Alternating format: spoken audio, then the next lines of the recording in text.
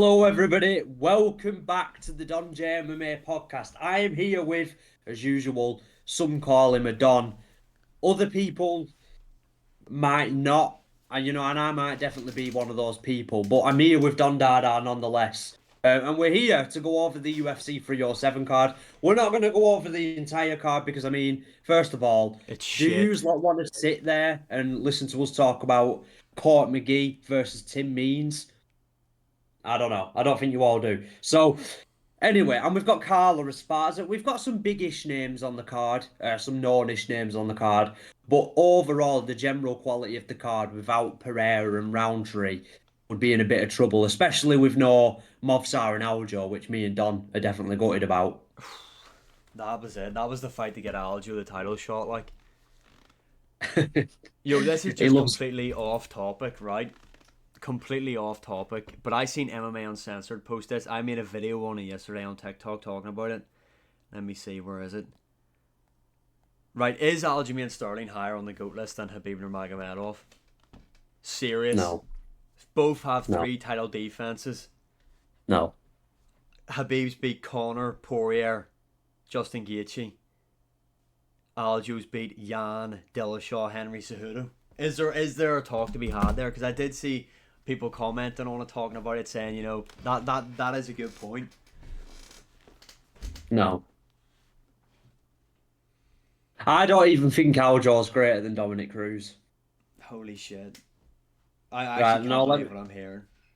right, now let me explain, right? Because I do love Aljo, right? And I feel bad for him when I say this. It's not necessarily his fault, but you look at the context behind Khabib's wins, right?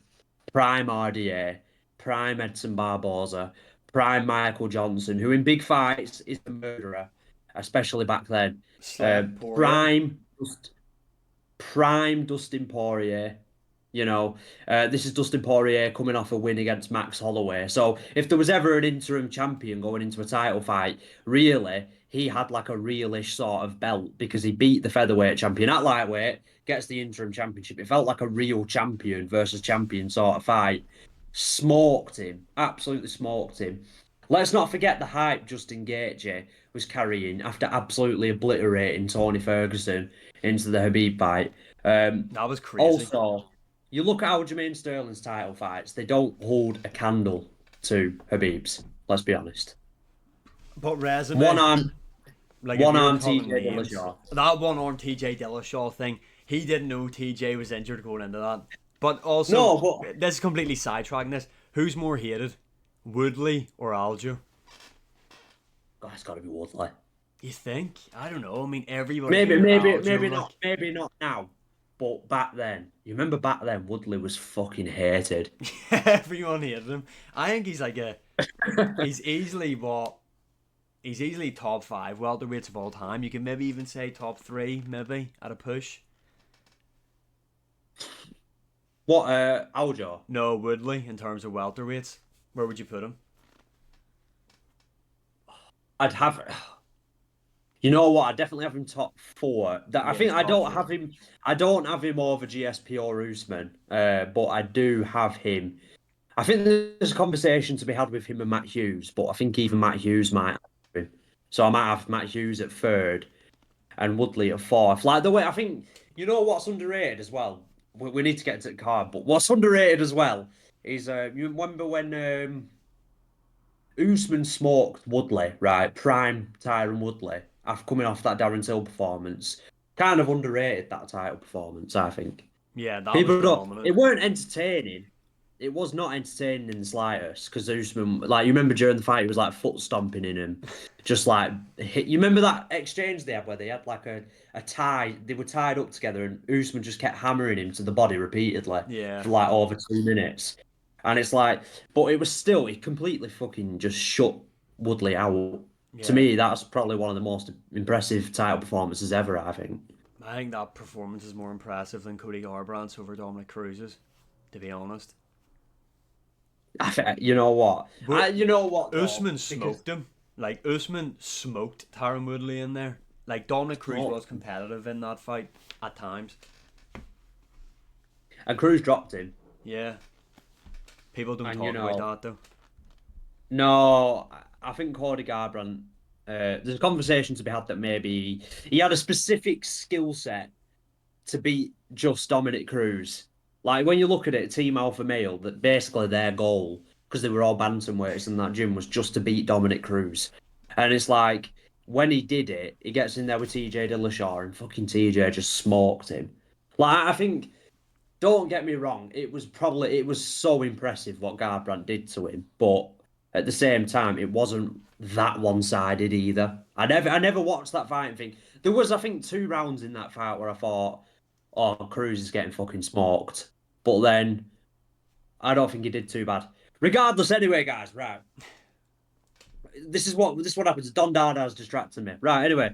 Stephen Wonderboy Thompson versus Joaquin Buckley at UFC 307. You lot, by the way, get in your predictions in the comments if you want to do Yes, your your full card predictions, even through the early prelims. Let us know that too. But I thought Wonderboy and Buckley, the prelim headline, is interesting to talk about. Not in the sense that I think this will be close, and we'll get into that in a minute. But Don, who do you have winning, Wonderboy or Buckley? Stephen Thompson. The fact he's an underdog, easy money. You think? I think he beats him because really, is Joaquin Buckley going to outstrike him? No, No. right? Joaquin Buckley isn't this amazing grappler. I don't know why people are pretending that he's going to go in there and just completely out wrestle him. If you look at his stats over a 15-minute time period of the fight, Buckley on average shoots just over one takedown every 15 minutes. That's not going to work against Wonderboy. Yeah. That's not going to work. Now, my only concern is Wonderboy hasn't fought since that loss to Shavkat Rakhmonov, and he's about 95 years of age. That's the only thing. But in a striking matchup, there's no way you can sit and tell me that you believe Buckley is going to outstrike Wonderboy. It's not going to happen. The only thing I could see maybe is Buckley catching him and hurting him. Maybe Wonderboy in the later stages of his career is a bit chinny.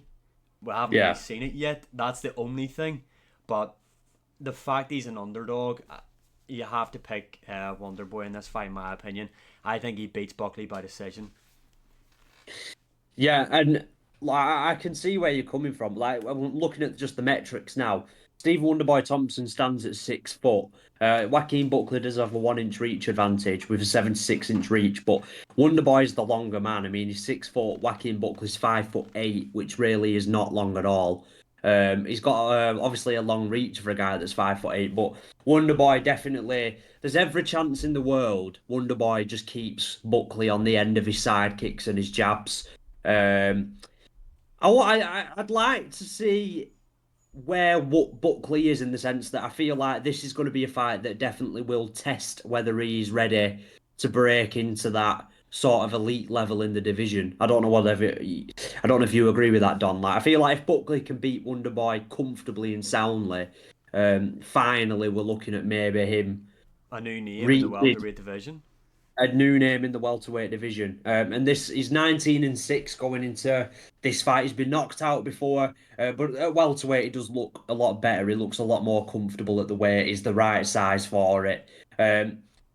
Most of the time you're not going to get away with being a 5'8" fucking middleweight. You're just not. No. So Wonderboy and Buckley would be interesting if Wonderboy can keep it standing. But I feel like the blueprint to beat Wonderboy has been out now for years, especially in the last few years of his career. It feels like he's not.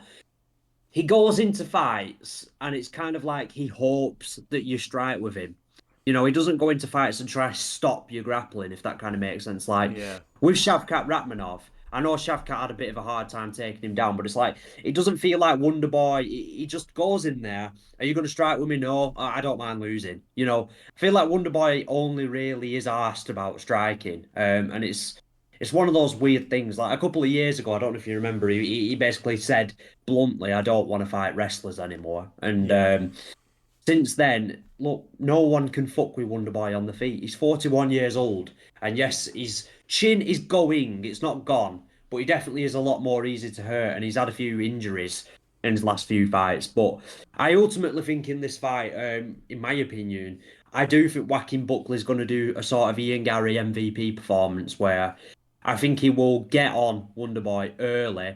I think he'll circle the octagon, never really come in straight lines. And I think for the most part, he'll win. I don't want to say TKO. I think maybe a decision, Don. I've got to be honest with you. I do think Buckley pulls this one out.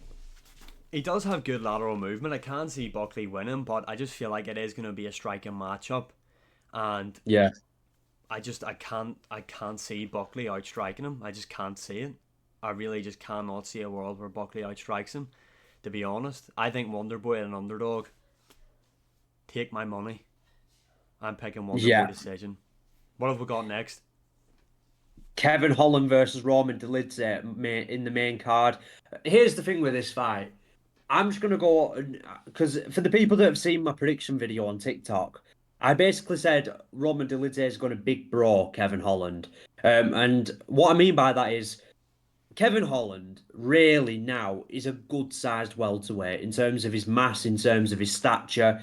Roman Dolidze didn't look out of place size wise at light heavyweight. You know, he's a big fucking bull of a man. You know what I'm trying to say? Yeah, And you see times with Kevin Holland where he's getting pressured against the fence, he's getting outworked, and he kind of gets lazy, he starts laughing like usually people talk about Kevin Holland, oh he likes to taunt, but really he only ever taunts when the fight's not going his way because I feel like it masks his frustration. You know, it kind of like it's like he kind of uses, oh, I don't give a fuck, like, oh, that hurt. You know, when someone will elbow him when yeah, he's on his back, he'll say, oh, that didn't hurt, or that hurt, because it's like he's trying to mask the fact that he's frustrated to me. So usually, when Kevin Holland starts running that in the octagon, is when the fight's usually not going his way. And I could see this fight being no different. Like, I just think Dolidze is going to get on him quite quickly. He has a pretty good chin. Holland has shown he can knock people out at middleweight, so I don't know whether you think Don maybe Kevin Holland catches him in this fight. He's quite long too, but I just think Dolidze gets him against the fence early, outworks him, lands some winging shots whenever they exchange, catches Kevin Holland leaning back. Don't think he knocks Holland out. I just think he big bros him and kind of rags him around. yeah. Again, another underdog on this card that has so much value, in my opinion. Now, this might sound a bit contradicting. Kevin Holland's done his best work in the middleweight division, but his frame Yeah, and size is best suited for the welterweight division. yeah, But I understand why he wants to fight at middleweight because he has had a lot of success there. But like you said, I can't see him knocking out Roman Dolidze. Roman Dolidze is a massive guy for the division. Like you said, he fought light heavyweight. He didn't look out of place there. Kevin Holland has struggled with guys who, like you said, big bro him, guys that can just outstrength him. And Roman Dolidze is yeah. one of those guys who's going to be able to outmuscle him. I feel like he'll be able to outgrapple him. I feel like on the feet, striking wise, is Roman Dolidze the best striker? No, he is Oh, not at not. all. He is far from it. But Kevin Holland isn't technically the best striker either. The guy is very long and he does carry a lot of power. But I feel like Roman Dolidze, I don't think this will be a fun fight. I think this will be a very boring way to kick off the card. I think Roman Dolidze will keep himself safe and just do the basic fundamental stuff to beat Kevin Holland. I'm taking Roman Dolidze by decision. Yeah, I have to agree with you. And just to finish up on this fight, I just think Kevin Holland, it's kind of annoying because this is the kind of fight that I think could piss a lot of fans off. Because really, from a technical point of view, Kevin Holland's really good off his back. Like, to be fair, Dom, we haven't mentioned, but he does have good jiu-jitsu. He genuinely does. And he showed that against Michael Chiesa, who's obviously really known for his jiu-jitsu. He's not the best fighter in the world, but he's still a very good grappler. And to Yeah. submit him was really, really impressive. He's not So submitting maybe, Dolidze though. I but just it's don't think not. he's going to have Yeah, that success. I just think Dolidze could just very well pin him against the fence Yeah. each round. Um, and Dolidze, you know what? Dolidze is active with his ground and pound. To be fair to him, And you he can know he does crack. get stuck in and he can crack. So I think for the most part of this fight, like yeah, every three of Kevin Holland's punches, it'll be met by one punch or one double leg from Dolidze that just really knocks Kevin Holland off balance. And like I said, it just big bros him for the whole fight, kind of like a Poundland. I don't know if you know what Poundland is actually, Don. I don't know if you have Yeah. that Yeah. in Yeah. Ireland. Yeah. Kind of big bros him. Sorry, Don. I've got someone at my door. Yeah. Yeah. No worries. But yeah, Wild Bands away. I think you have got a lot of underdogs on this card that you can make a lot of value on. I think the likes of Wonderboy Thompson. If if there's going to be a striking matchup, you have to pick Wonderboy. In my opinion, I feel like he's going to outstrike Buckley. I've said it before my prediction. I feel like he's going to outstrike Buckley. Roman Dolidze is going to be able to beat Kevin Holland. There's another underdog pick on this card that we will go over when we get up to it, but I feel like in terms of betting, there's a lot of value on this card. Yeah, I just caught the end of that, Don. Sorry, sorry, everyone. You know, people knocking on my door. It's just fans. You know what I mean? Yeah, What can I wanting say? autographs, crazy. Um, I know, and I just have to say, don't turn up at my house, God. You know what I mean? How do you even know where I live? How have you found my $10 million mansion? I don't know how they do it. Stack the security. So up next, we've got Caitlin Vieira versus Kayla Harrison. Now, this is that big of a lopsided favourite bet that you wouldn't even bet on it because there's no value. No, Like Mr. genuinely, Olympia is winning this within two um, rounds. bro. God, Kayla Harrison. God, I wish I had biceps like that. I know, Jesus I'm Christ. jealous. God, she's fucking tank. She's a Hulk of a woman. Like, where did they find Kayla Harrison? Yeah, like what's she on? Because I have a feeling God, that's not all natural. she might have some XY chromosomes. I'll leave it at that. So we've got Kayla Harrison versus Ketlin Vieira. Obviously, no, I'm joking. God, Kayla, just in case you ever see this video, don't beat me up. Beat Don up. Come on. Kayla Harrison versus Ketlin Vieira. Right, the thing is with this fight is Don. I want to move on from this fairly quickly. I guess we can mention Kayla is huge. She looked like she had a hard weight cut at UFC 300. She's at altitude. You know, if she doesn't get rid of Ketlin Vieira early, could she gas out and maybe Ketlin does something big? Um, I don't think so. I think Kayla Harrison destroys her. Yeah, Kayla Harrison wins this within two rounds. I don't really Yeah. think. Yeah, I there's no value in this fight. This is one of those ones where it's like it's clear what the UFC's doing. They've got Kayla Harrison on this card to win this fight to then set up versus the winner of the co-main event. Yeah, and I think, you know what? Just talk about the core main event. I genuinely think whoever wins that fight is just holding the belt for Kayla. Yeah. That's why the core main event is not too interesting to me. Not because, well, they're not amazing, to be honest No, with it's you. shit. It's boring. I could not care less. But whoever wins that fight is definitely fighting Kayla Harrison next. And then I think whoever Kayla Harrison beats out of those two women, I think it sets up Kayla Harrison and Amanda Nunes. I think Amanda Nunes will come out of retirement to fight Kayla Harrison.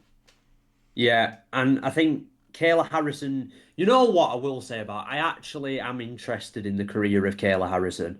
You Yeah. know, it's Amanda Nunes. I kind of lost interest towards the end of her career, but Kayla Harrison. Sometimes, yeah, I do. I like fighters that can just beat the fuck out of everybody. You know, I like fighters that can just ragdoll everyone. And Kayla Harrison, it is interesting to watch her. Like what she did to Holly Holm. Holly Holm, to be fair, Don, did have moments. You know, Yeah. she did have moments. For the most part, though, Harrison was far, far too much for her. And I think she's going to absolutely fucking bulldoze Caitlin Vieira. You know, but then anyway, we're in agreement. Let me know in the comments, guys. Is there any of you lot that think Ketlin Vieira beats Kayla Harrison?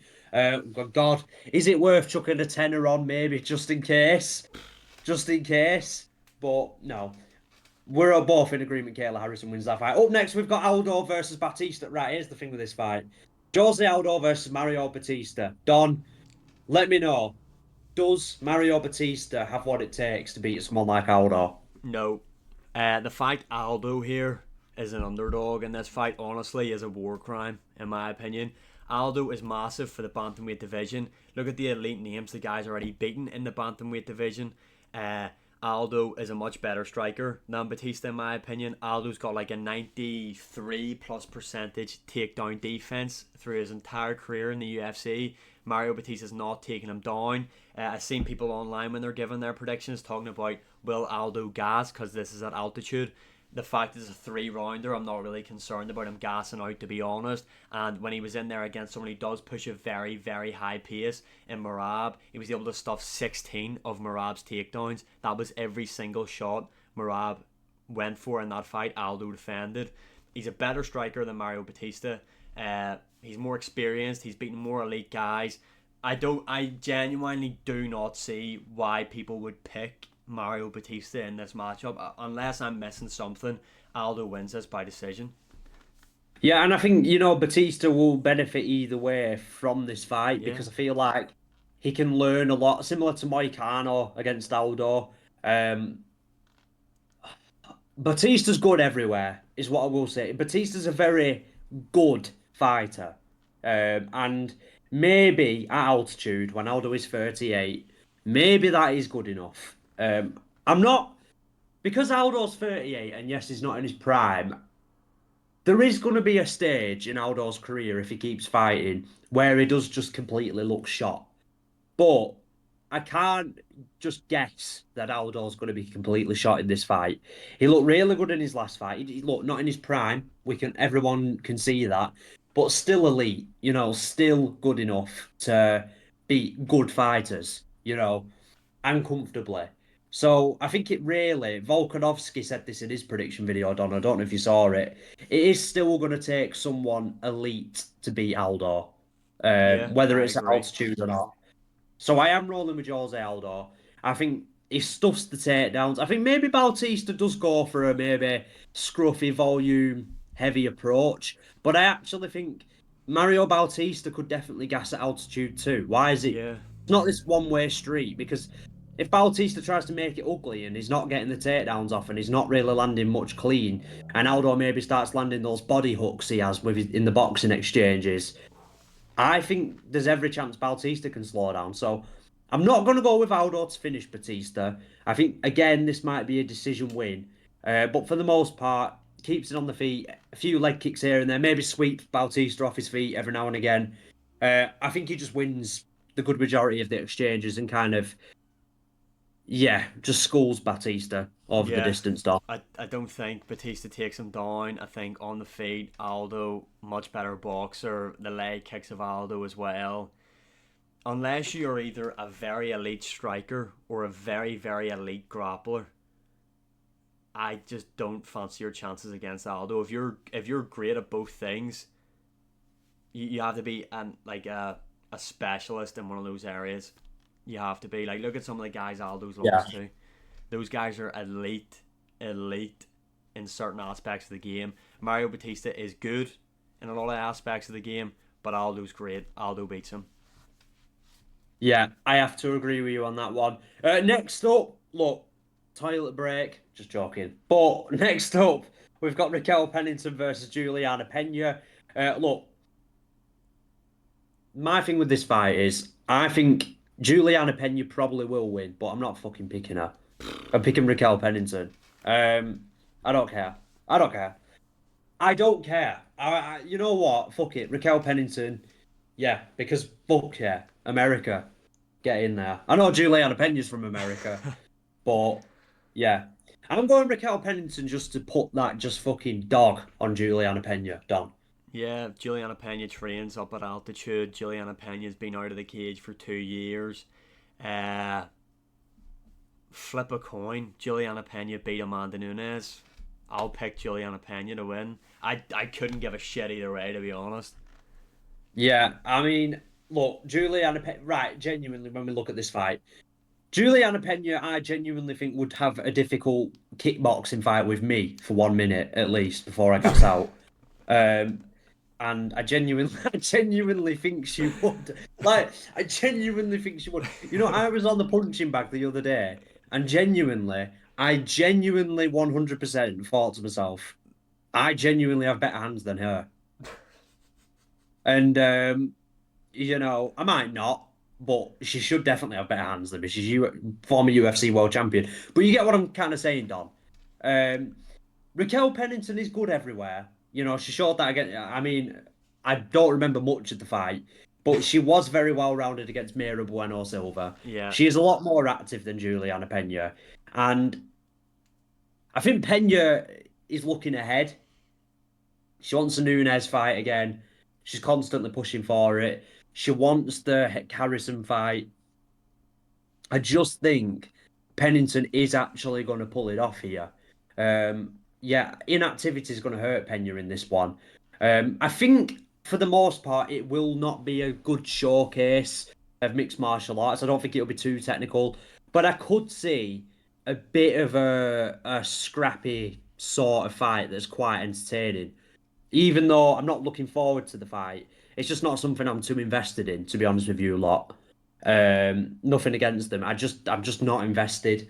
Um, but I could see this kind of fight turning into a bit of a scrap. So I'm gonna just go with Raquel Pennington. Just fuck it, why not? You know, I know Juliana Pena's probably the favorite, Nah, but Juliana Pena's the underdog. Again, another is way to she? make money. Yeah, yeah, yeah. Okay. So yeah, I'm gonna go with Raquel Pennington. I'm gonna go Yeah. Juliana Pena. Make it interesting. Make sure Yeah. people, if someone can keep track in the comments of our picks, we might have some different ones. Um, keep a tally. Um, and then look, we want to spend some time on this. Alex Pereira versus Khalil Roundtree. Look, this is why we're here ultimately. This is what we're here to watch. Alex Pereira comes into this fight at the age of 37, Khalil Roundtree at the age of 34. Both of them really at the peak of their careers right now. Alex Pereira stands at 6'3", 79-inch reach. Khalil Roundtree stands at 6'1" with a 76.5-inch reach. Alex is the longer man. I believe Khalil Roundtree is a southpaw, and he's a very, very dangerous one at that. This could be a factor in the fight. You know, people said the same thing about Jamal Hill. Alex really didn't have much issues there, but Khalil Roundtree, what I will say about him is he is very good. He does have a very good ability to check leg kicks. He has powerful leg kicks of his own. He hits hard. He's a dangerous man. And if he was to go into this fight and mix the martial arts, or at least just level faint the level change, or just maybe put doubt into Alex's mind, it'd make the striking a lot more closer. But from a technical point of view, you know, he said he would fire his coach if he tried to get him to shoot a takedown. So I just think this is going to be a striking matchup. And I ultimately think, and I've said this before, Khalil hits hard, Alex hits harder. Khalil has good leg kicks. Alex's leg kicks are better. Khalil's long, Alex is longer. Khalil's fast, Alex is faster. Khalil has good timing. Alex has better timing. Khalil's very good and experienced on the feet as a striker. Alex is more experienced and one of the greatest strikers of all time. I just think what this fight is ultimately is a fight that, yes, does go past one round. Yes, Roundtree will land a few leg kicks. He'll explode in on Alex, maybe catch him once or twice. And yes, I do think Alex will need at least a round to have a look at him and just really feel into the fight. But I think ultimately, we've seen this story with Yuri, with Jamal Hill, until these mixed martial artists stop kickboxing with the kickboxer, who is at the peak of his powers right now. You know, it's not Gorkan Saki, which people have mentioned loads of times in the build up to this fight. Alex is in his prime. He hits hard, and he's excelled in MMA where Saki didn't. Yeah. So I just think Alex will knock out Khalil Roundtree in the second round. I think this is a good fighter, but I just think Khalil is just another name on Alex Pereira's list. I don't think he's going to make a name for himself here and be champion. Right. So Khalil, this is without a doubt. I think we can both agree here. This is the most undeserving title shot in UFC history. Are you agreeing with that one? Yeah, yeah, I think so. I mean, I can see why they gave it him, but at the same time, it should have been Ankalaev.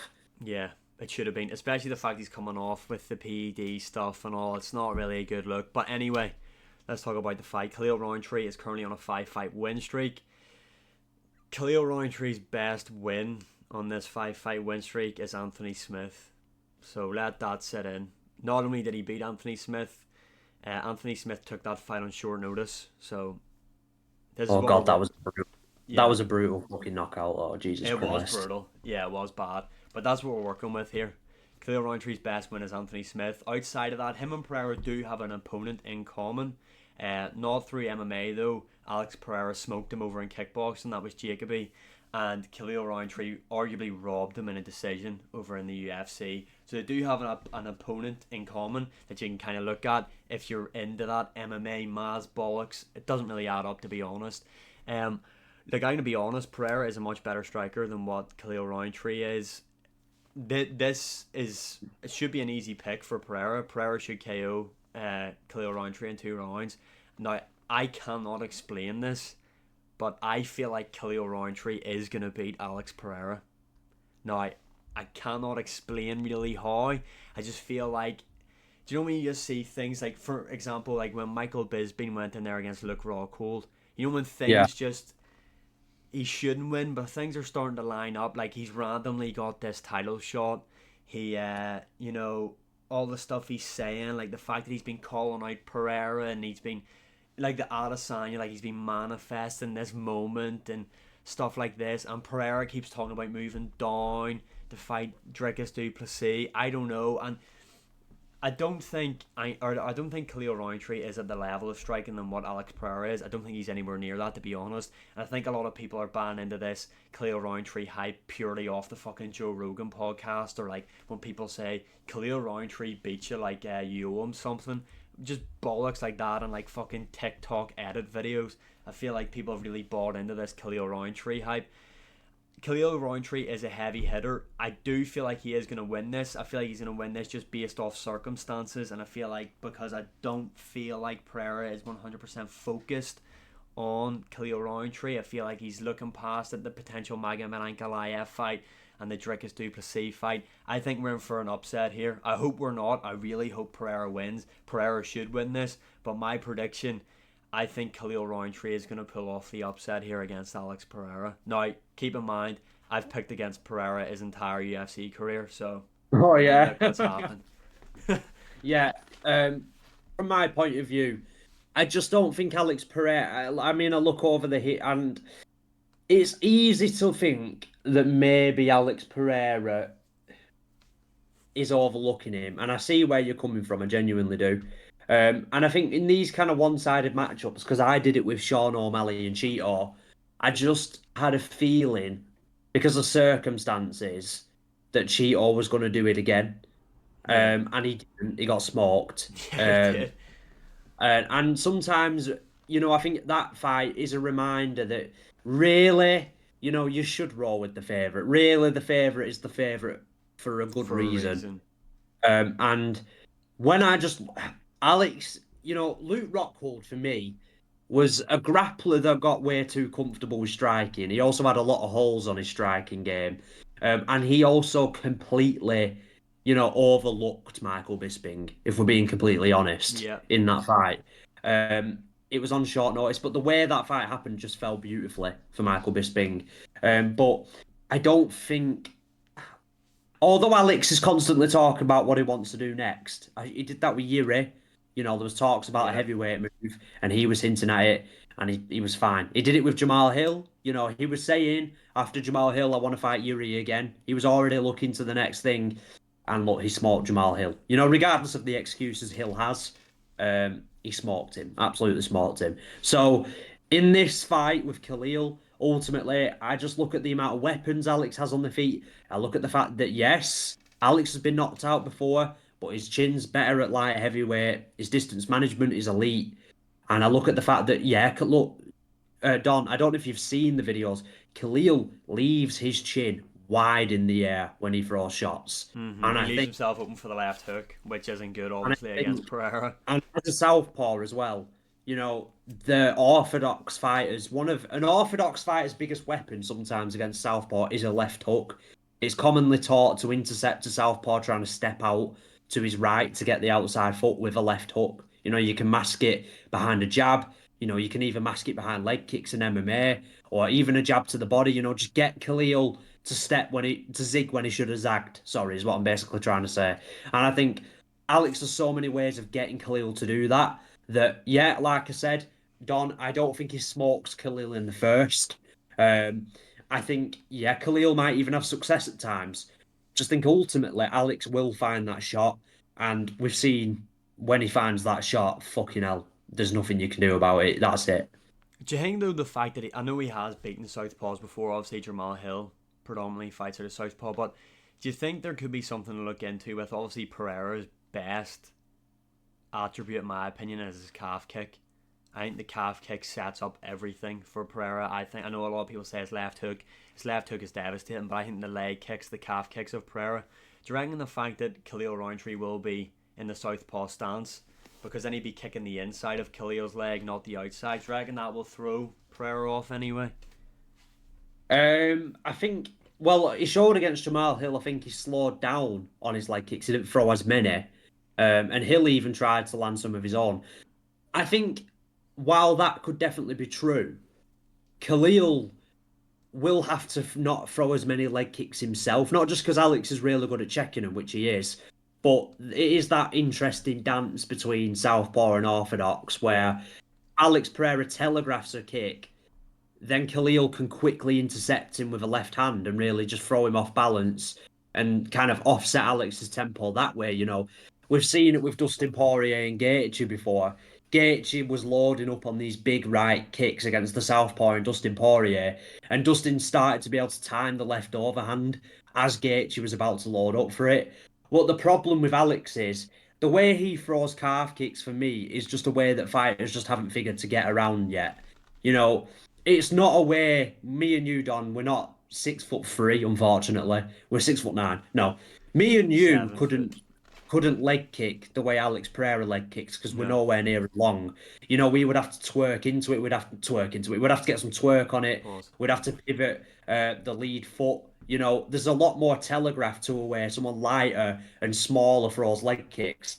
That I think is how Khalil Roundtree prepares, for someone that throws leg kicks that way. I don't think he is going to be able to make the reads on Alex Pereira because although Alex Pereira throws leg kicks wrong traditionally, he's got it to a point where you almost don't see it at all. Like he No, they're not almost telegraphed at all.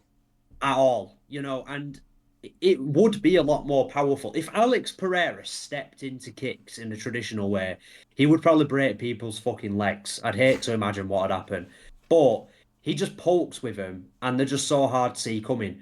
So I don't actually think it will get him in too much danger. And again, he's so long and good at distance management. Even if Khalil does try and intercept him with a blitz, I think Alex will be able to just quickly slide out of range. Yeah, what do you think Khalil Roundtree's, just quickly before we finish up the episode, what do you think his game plan should be going into this? Obviously, we know he should try and implement grappling, but we know he's not going to do that. So what would you say is his best approach against Well, I Pereira? think the the best thing and the more success people have had against Alex is getting him on the back foot. Yeah, You know, Khalil, and it's the thing is with that though, Alex doesn't give it up easily. But Yuri Prohaska showed in the first fight, if you kind of give him loads of different looks and you do threaten with the takedown, people forget in that first fight, Yuri did threaten with it a few times in the first round, and Alex will naturally become worse on the feet if he thinks the fight might go to the ground.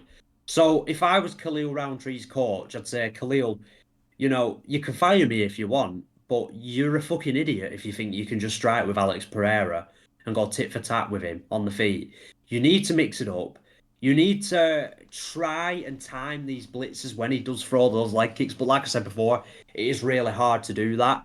Um, I think the key for Khalil is when he does explode to really stay tight defensively, which he's never done in his career. You throw a big winging left overhand, chin goes in the air, right guard hand comes down. You'd want him to be more textbook in how he yeah. throws and just stay a bit more defensively responsible.